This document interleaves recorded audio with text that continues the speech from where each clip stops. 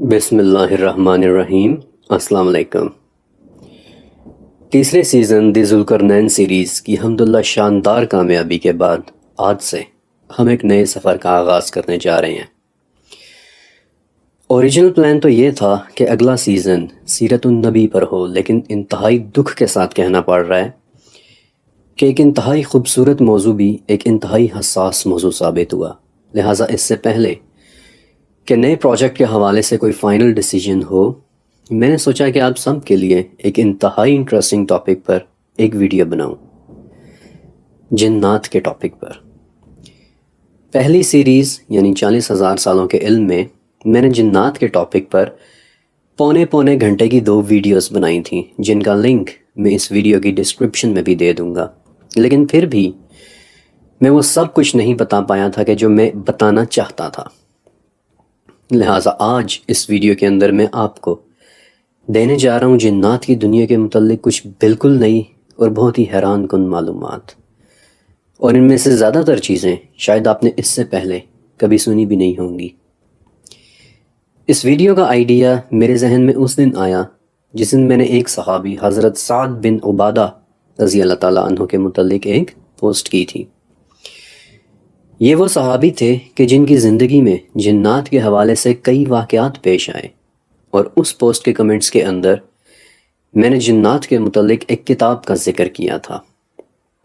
میرے اس کمنٹ پر کئی لوگ اس کتاب کے حوالے سے پوچھنے لگے کہ ہمیں اس کے متعلق مزید بھی بتائیں، تو میں نے سوچا کہ کیوں نہ اس کتاب کے حوالے سے ایک مکمل ویڈیو ہی بنا دوں۔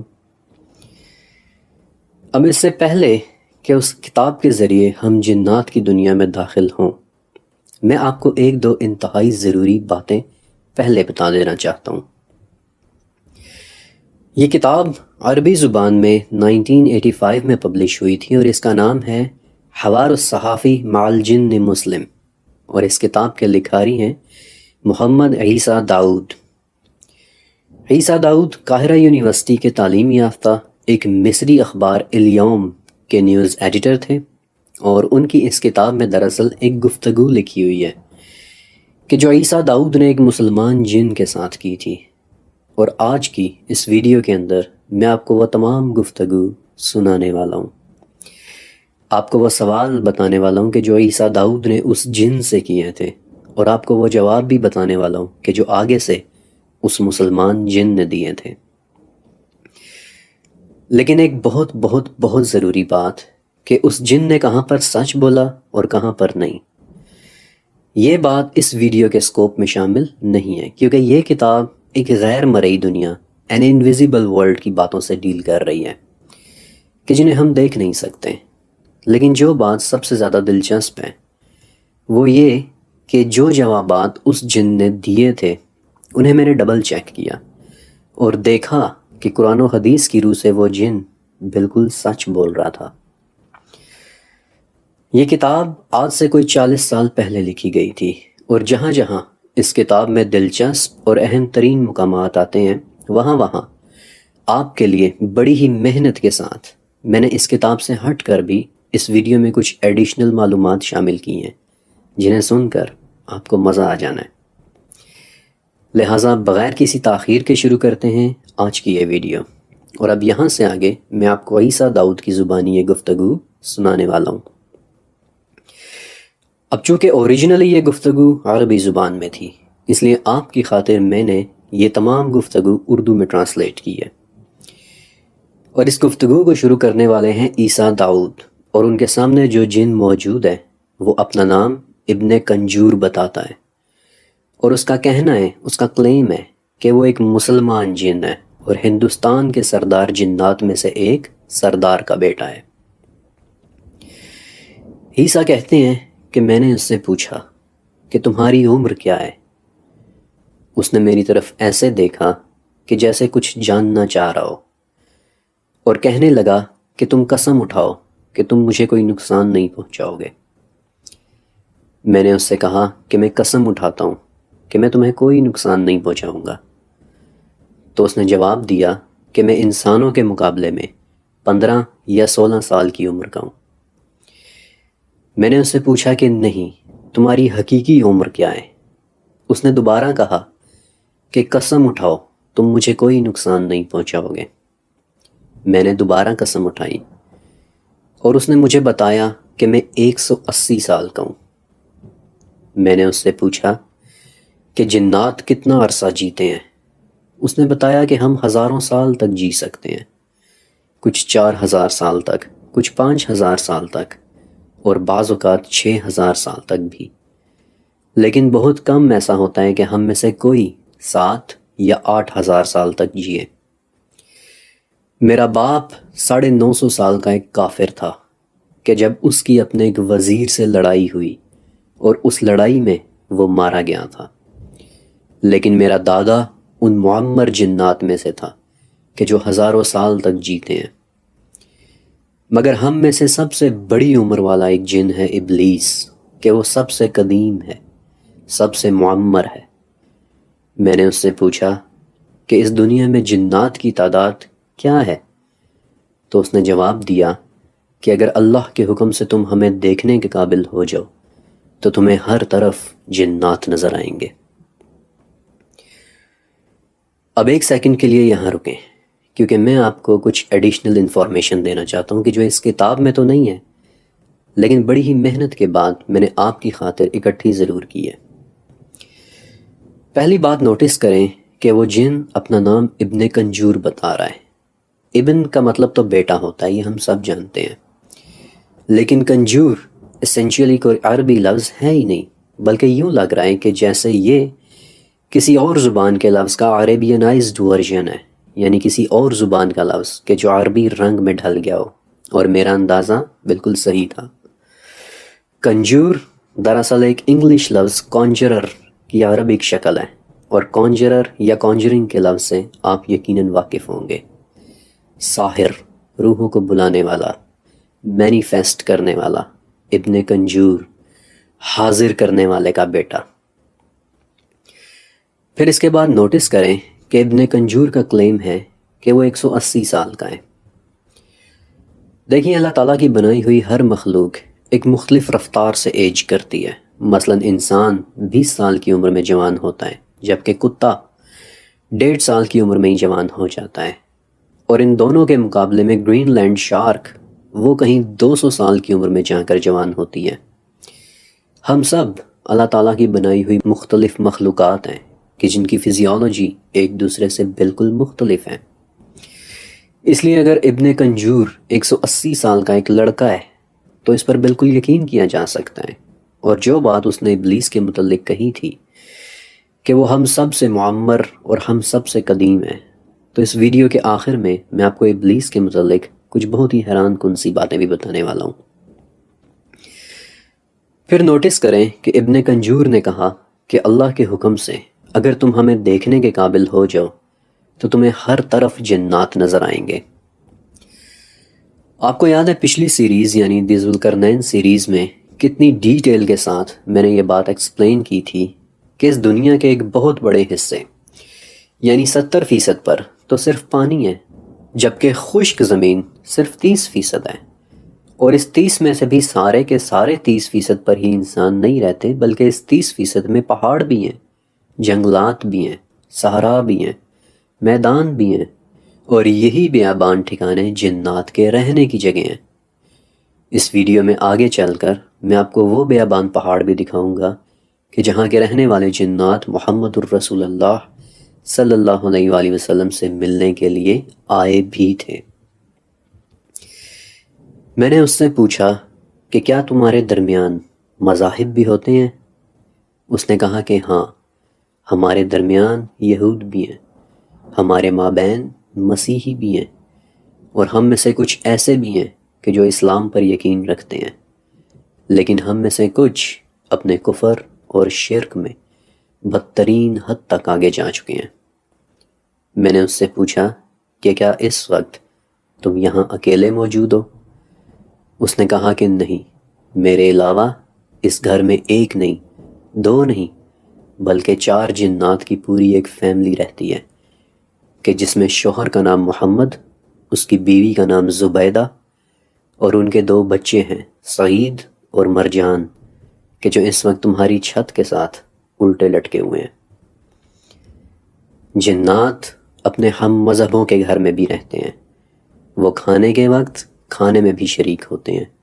لیکن اللہ کی رحمت سے ان کا کھانا تمہارے کھانے کو کم نہیں کر دیتا۔ دن کو وہ تمہاری چھتوں کے ساتھ چپکے رہتے ہیں، اور رات کو انہیں جہاں جگہ ملے وہاں اتر کر وہ سو جاتے ہیں، کرسیوں پر، قالین پر۔ اور کسی رات ایسا بھی ہوتا ہے کہ وہ مسجدوں کی طرف جا کر وہیں رات بسر کر لیتے ہیں۔ وہ اپنے میزبانوں کے لیے دعا بھی کرتے ہیں، اور اکثر فجر کی نماز کے وقت انہیں اٹھا بھی دیتے ہیں۔ لیکن جو بستر تمہارے استعمال میں نہ ہو وہ ضرور بالضرور جنات کے سونے کی جگہ بن جاتے ہیں۔ اوکے، اب ایک سیکنڈ کے لیے رکیں، کیونکہ یہاں میں پھر سے آپ کو کچھ ایڈیشنل انفارمیشن دینا چاہتا ہوں۔ جی ہاں، جنات کے درمیان بھی مذہبی تقسیم ایگزسٹ کرتی ہے، یہ بات ہم سب جانتے ہیں۔ قرآن و حدیث اس بات کو اپروو کرتے ہیں، اور ایک روایت میں آتا ہے کہ نصیبین کے وہ جنات کہ جنہوں نے وادی نخلہ میں آپ صلی اللہ علیہ وآلہ وسلم کو قرات کرتے سنا تھا، وہ یہود جنات تھے۔ اور اس ویڈیو میں آگے چل کر میں ان جنات کے متعلق آپ کو تفصیل کے ساتھ بتاؤں گا بھی۔ پھر نوٹس کریں کہ ابن کنجور نے ایسے بستروں کا ذکر کیا کہ جو اگر خالی ہوں تو وہ ضرور بالضرور جنات کی رہائش گاہ بن جاتے ہیں۔ آپ کو پتہ ہے کہ انفیکٹ اس بارے میں سنن ابو داؤد میں ایک حدیث بھی ہے۔ حضرت جابر رضی اللہ تعالیٰ عنہ آپ سے روایت کرتے ہیں کہ آپ علیہ السلام نے فرمایا کہ پہلا کمرہ آدمی کا، دوسرا کمرہ بیوی کا، تیسرا کمرہ مہمان کا، اور چوتھا کمرہ شیطان کا ہوتا ہے۔ یعنی جو بستر خالی ہو اس پر شیاطین اپنا قبضہ کر لیتے ہیں۔ پھر ابن کنجور کا یہ کہنا کہ فجر کی نماز کے وقت اکثر گھر میں رہنے والے جنات اس گھر کے سربراہ کو جگا دیتے ہیں، تو میرے خیال سے ہم سب کے رشتہ داروں میں ایسے واقعات مشہور ہیں کہ جہاں کسی غیر مرئی مخلوق نے ان کا پاؤں ہلا کر انہیں فجر کی اذان کے وقت جگایا ہو۔ اور رہی بات جنات کے ہماری چھتوں کے ساتھ الٹا لٹکے ہونے کی، تو ایک مرتبہ اس منظر کو تصور کر کے خوف کے ساتھ مجھے بھی چرچری آ جاتی ہے۔ میں نے اس سے کہا کہ مجھے اپنی قوم کے متعلق مزید بتاؤ۔ اس نے کہا کہ ہمارے لیے مجسمے اپنے اندر بہت زیادہ کشش رکھتے ہیں، یہ ہمارے لیے ایسے ہوتے ہیں کہ جیسے تمہارے لیے کسی من پسند کھانے کی خوشبو ہو، سوائے گڑیا کے۔ جب بچے کسی گڑیا سے کھیل لیتے ہیں تو ہمارے لیے اس میں سے وہ کشش ختم ہو جاتی ہے۔ ہم میں سے کچھ بدکار عورتوں کے قریب رہنا پسند کرتے ہیں، ہم میں سے کچھ کو وہ جگہیں بہت پسند ہیں کہ جہاں دو چیزیں آپس میں ملتی ہوں، گرم اور ٹھنڈے پانیوں کا ملاپ، دھوپ اور چھاؤں کے ملنے کی جگہ۔ میں نے اس سے پوچھا کہ مجھے اپنی قوم کے مردوں اور عورتوں کے متعلق بتاؤ۔ اس نے کہا کہ ہمارے ہاں بھی ویسے ہی نکاح اور بدفعلیاں ہوتی ہیں کہ جیسے تمہارے ہاں ہوتی ہیں، لیکن ایک انسان عورت کے حمل کی مدت 9 ماہ ہوتی ہے، جبکہ ایک جنایا کا حمل 15 مہینے تک چل سکتا ہے، اور پھر اس کے بعد 7 سے 8 جنات پیدا ہوتے ہیں، لیکن بعض اوقات 15 جنات کی پیدائش تک بھی ہو سکتی ہے۔ میں نے اس سے پوچھا کہ کیا انسان اور جنات کے درمیان رشتے کا تعلق بھی پیدا ہو سکتا ہے؟ اس نے جواب دیا کہ انسان اور جنات کے درمیان شادی ناممکن ہے۔ یہ صرف اس صورت میں ہو سکتی ہے کہ اگر جن خود کو کسی انسانی صورت میں ڈھال لے، لیکن اگر یہ شادی ہو بھی جائے تب بھی اولاد کی پیدائش انتہائی مشکل ہوگی، کیونکہ یہ دونوں مخلوقات ایک دوسرے سے بالکل مختلف ہیں۔ ایک کی پیدائش مٹی سے جبکہ دوسرے کی تخلیق آگ سے ہے۔ میں نے اس سے پوچھا کہ کیا تم خود کو آسانی سے کسی انسان کی صورت میں ڈھال سکتے ہو؟ اس نے کہا کہ نہیں، یہ صلاحیت تمام جنات کے پاس نہیں۔ کچھ جنات خود کو بالکل بھی ظاہر نہیں کر سکتے، مگر کچھ جنات مثلاً عفریت کے پاس خود کو ظاہر کرنے کی زبردست صلاحیت ہوتی ہے، مگر جب وہ ظاہر ہوتا ہے تو اس وقت اسے بہت آسانی کے ساتھ مارا جا سکتا ہے۔ اس وقت وہ اپنی کمزور ترین حالت میں ہوتا ہے۔ میں نے اس سے پوچھا کہ تم کس طرح اپنی شکل بدلتے ہو؟ اس نے کہا کہ جب ایک جن ظاہر ہونا چاہے تو اسے ٹرانسفارمیشن کے انتہائی تکلیف دہ عمل سے گزرنا پڑتا ہے، اور جب وہ دوبارہ غائب ہونا چاہے تو اسی ٹرانسفارمیشن کے عمل سے دوبارہ گزرنا پڑتا ہے۔ اس لیے جنات خود کو ظاہر کرنا اتنا پسند نہیں کرتے۔ ہمارے ہاں قوانین انسانی قوانین کی نسبت کہیں زیادہ سخت ہیں۔ ہمارے ہاں سزائیں بھی تمہاری نسبت کہیں زیادہ سخت ہیں۔ میں نے اس سے پوچھا کہ تم دیکھنے میں کیسے ہو؟ اس نے جواب دیا، اور یہ جواب بائی دا وے سننے سے تعلق رکھتا ہے، کہ ہم میں سے مردوں کی گردنیں اکثر چھوٹی ہوتی ہیں، تمہاری آنکھوں کی پتلیاں گول ہیں، جبکہ ہماری آنکھوں کی پتلیاں سیدھی کھڑی ہوتی ہیں۔ ہمارے مردوں میں سے زیادہ تر کے سر پر بال نہیں ہوتے، لیکن ہماری عورتوں کے بال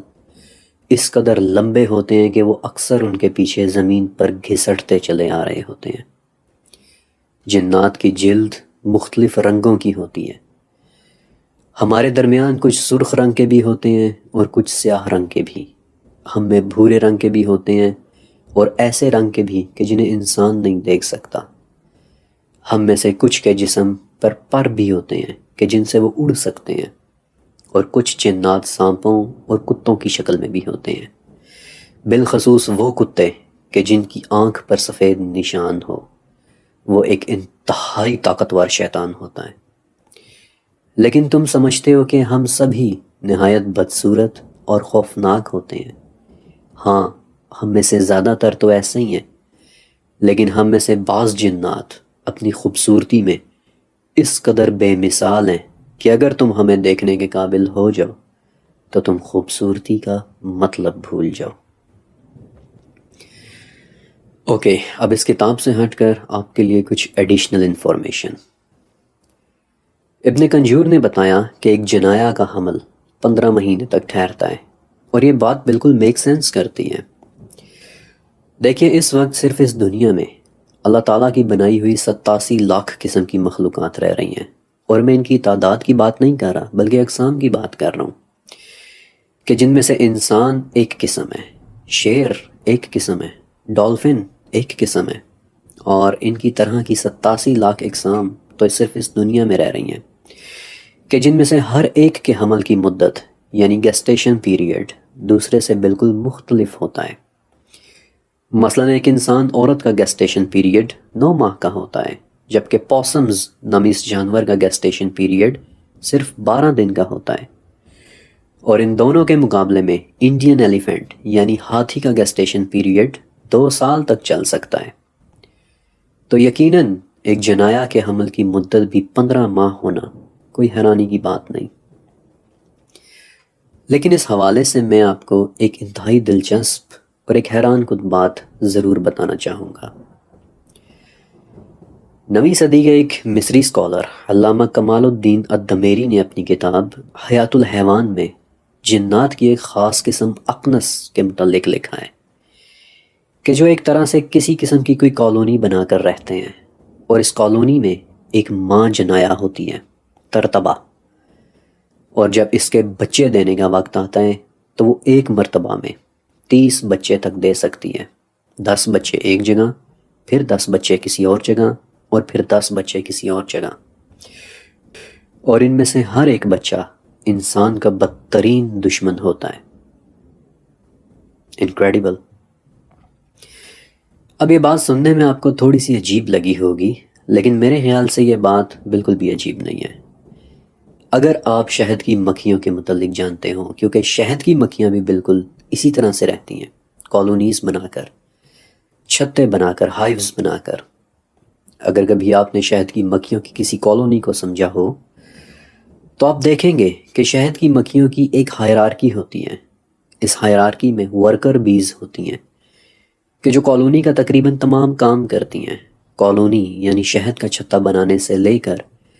شہد پیدا کرنے تک کا تمام کام مکھیوں کی ایک خاص کلاس کرتی ہے کہ جسے ورکر بیز کہتے ہیں۔ پھر ڈرونز ہوتے ہیں، اور پھر آتی ہے کالونی کی اکلوتی ملکہ مکھی کہ جسے کوئین بی کہتے ہیں۔ پوری کالونی کی واحد ماں جس کا صرف اور صرف ایک ہی کام ہوتا ہے، ڈرونز کے ساتھ میٹ کر کے مزید مکھیاں پیدا کرنا۔ اپنے سر پر تاج جیسا نیلا نشان لیے ہوئے کالونی کی واحد فلی ڈیولپڈ فیمیل کہ جس کا صرف اور صرف ایک ہی کام ہے، بچے پیدا کرنا۔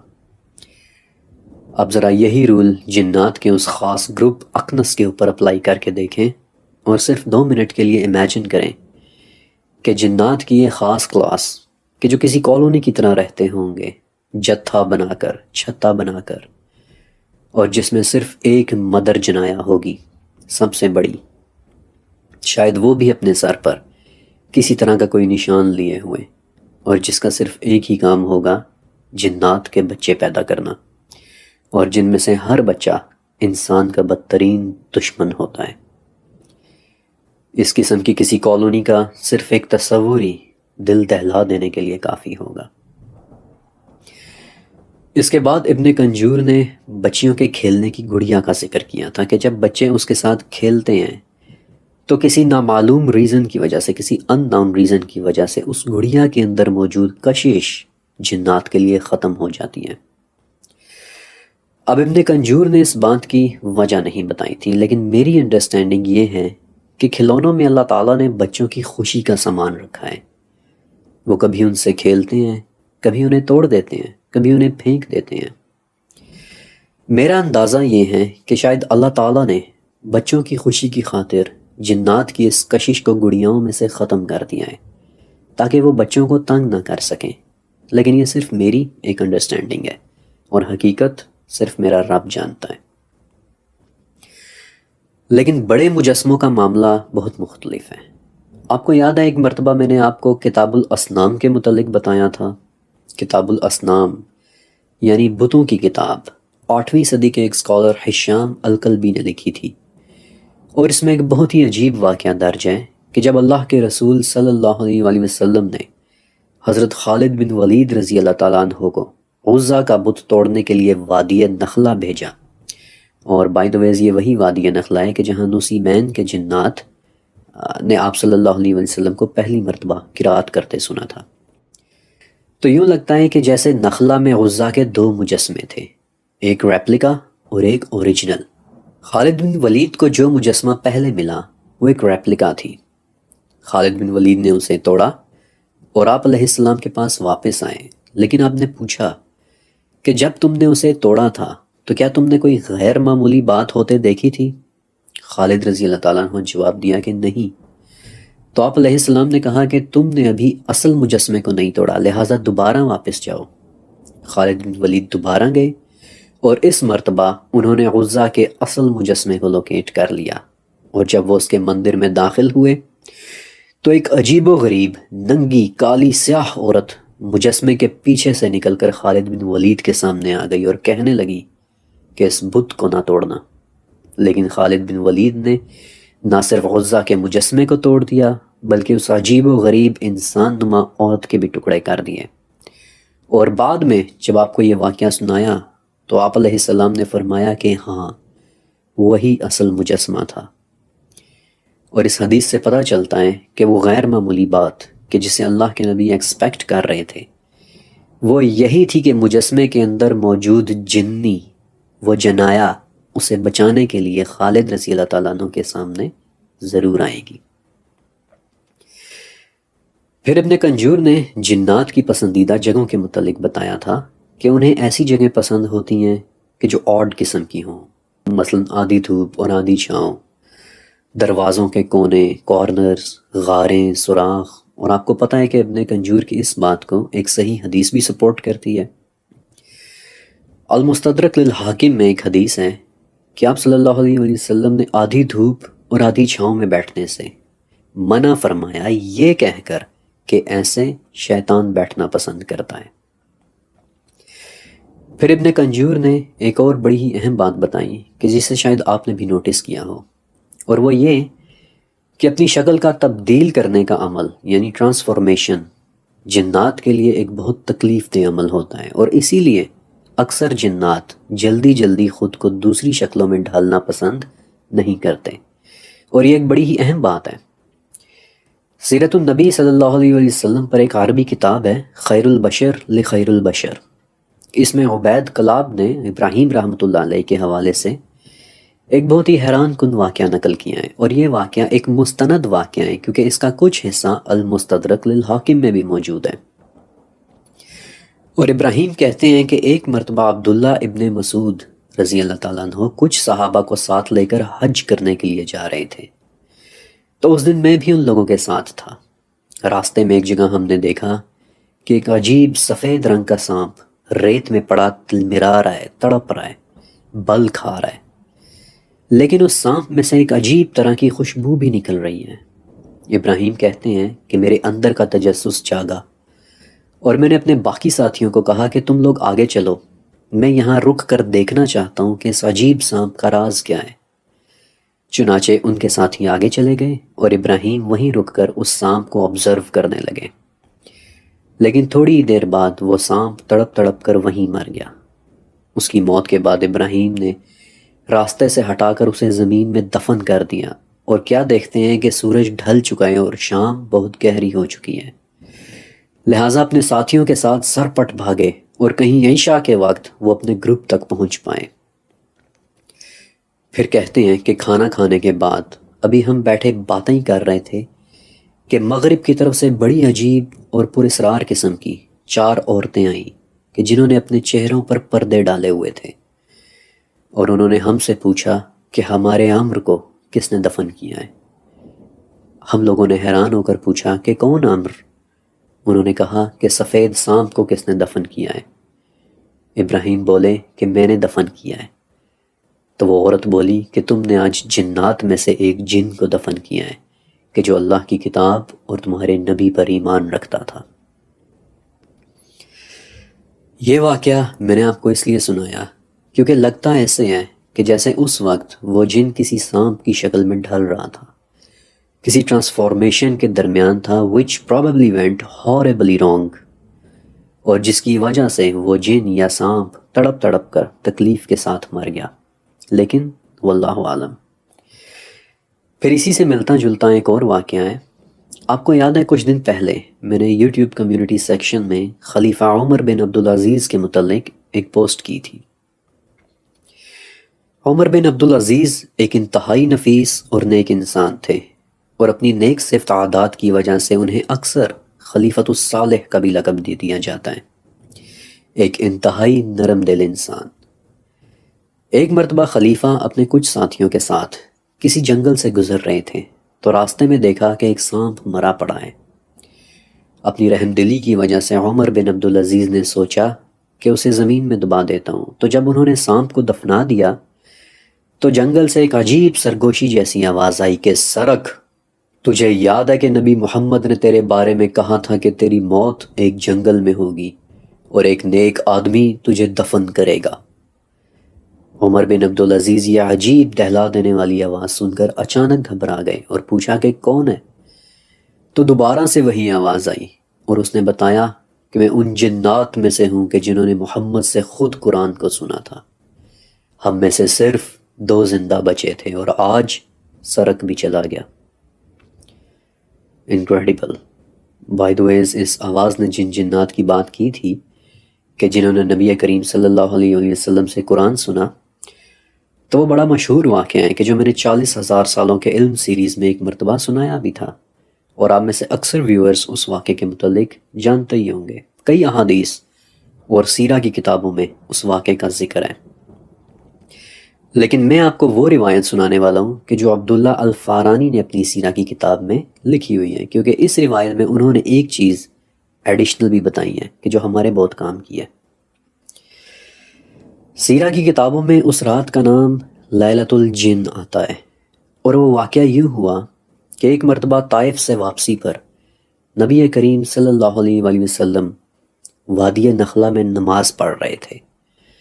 تو اس رات 9 جنات آپ کے قریب سے گزرے اور انہوں نے آپ کو قرآن پڑھتے سن لیا، اور یہی وہ واقعہ ہے کہ جس کے متعلق پھر سورہ جن نازل ہوئی تھی کہ اے محمد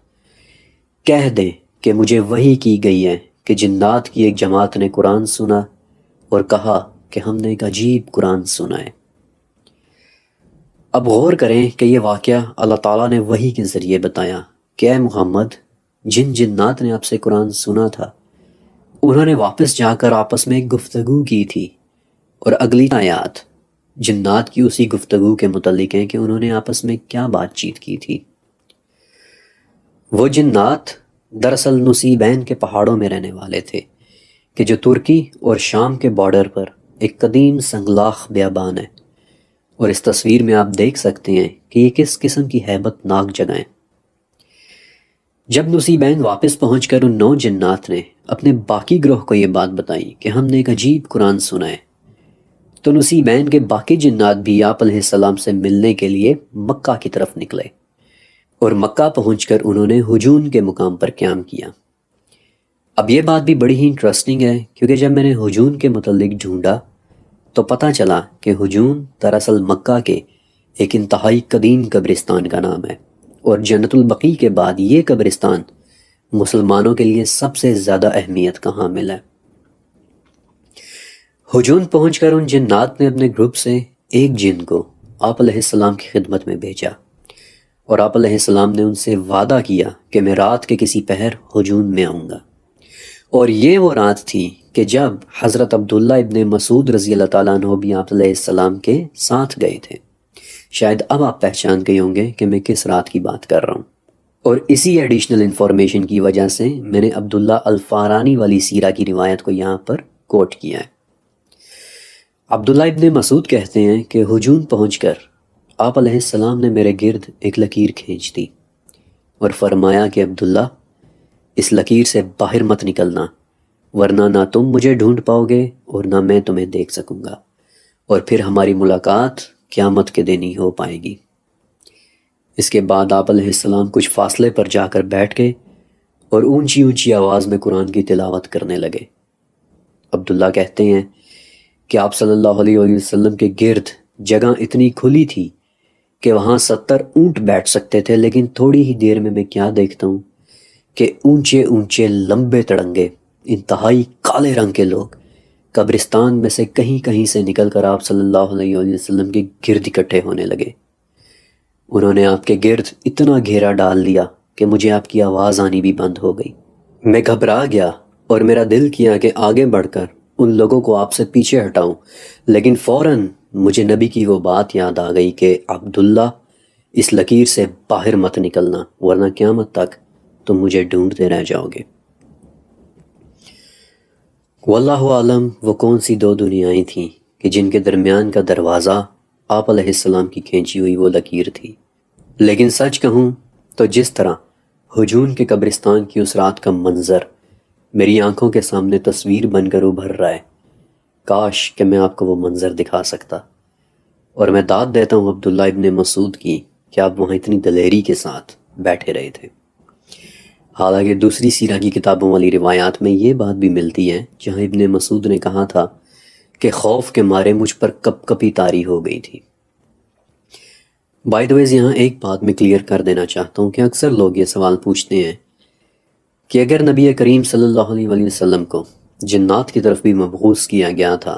تو پھر اس کا مطلب یہ بھی ہوا کہ شریعت کے احکام تو پھر جنات پر بھی لاگو ہوتے ہیں، لیکن جو احادیث ہمارے پاس موجود ہیں ان میں تو صرف 2 مرتبہ ہی جنات کے مکہ آنے کا ثبوت ملتا ہے، اور ان احادیث کے بعد تو دین کے کئی احکامات میں تبدیلی بھی ہوئی ہے۔ تو اس کا یہ مطلب ہوا کہ جنات کے پاس آؤٹ ڈیٹڈ دین اسلام ہے؟